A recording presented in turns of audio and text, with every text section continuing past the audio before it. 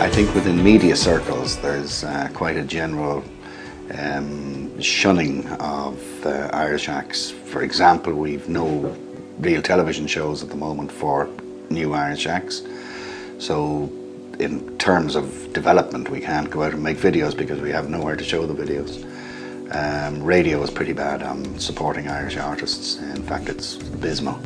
I haven't got a clue where bands are supposed to start or not start. It should be that radio is the best place. It should be that that is the biggest stepping stone.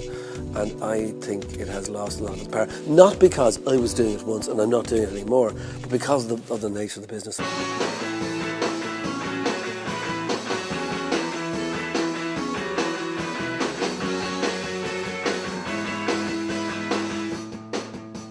In the old days or whatever, every year for 20 years he brought in 40 or 50 bands and gave them a session, which was a serious rung up the ladder. First of all, they do about 4 songs. Secondly, and it'd all be free and they get paid for doing it.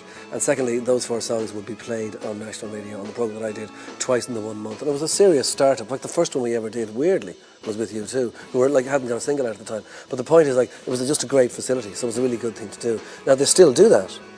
And there's going to be a bunch of sessions done this year, but now it's kind of 6 months in the year, not 12 months in the year. The one thing a lot of bands don't have when they start out is somewhere to go for advice. Now luckily there's places like the FMC, which is a place in Dublin. They can kind of help you out a little bit about, you know, helping you out with gigs and stuff. We are funded by the Arts Council as a resource and services organisation.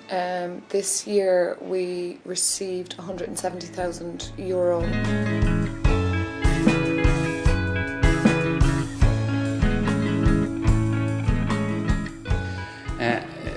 For sure, there's more support for classical and opera than there is for indie and rock. After all, those who go to the National Concert Hall of a week are likely to vote, whereas those who go to Whelan's of the Village are unlikely to vote. I mean, they're normally seen as apathetical and non-political. Opera is perceived as more legitimate than underground guitar music or any type of guitar music. It's funny like how someone like John O'Donoghue, who probably grew up in the 50s and the 60s, is would be completely so unaffected by the kind of cultural change that went on in those decades, that he would kind of perpetuate that politician, you know, not giving money to needed areas of the arts, you know what I mean?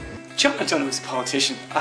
All politicians will tell you exactly what you want to hear. I'd be very interested to hear his reasons to camera why he didn't actually continue supporting the music board.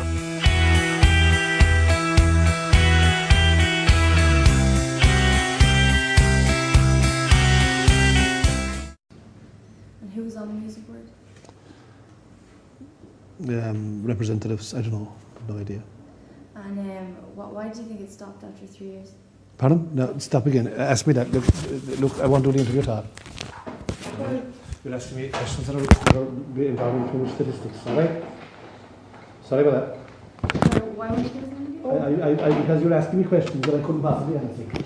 Well, who's on the music board? No, we'll be happy. That's okay, get on. It's okay. No.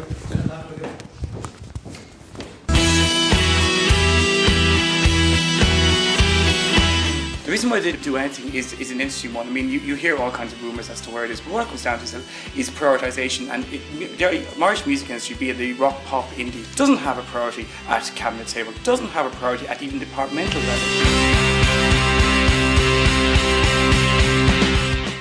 The infrastructure is there, just all it needs is a little bit of support. It doesn't need another organisation that we all have to push up at the table for.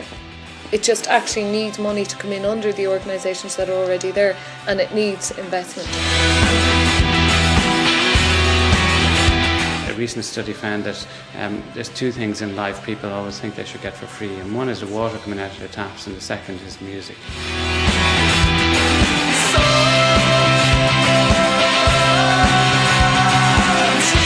The government needs to change full stop, never mind the industry.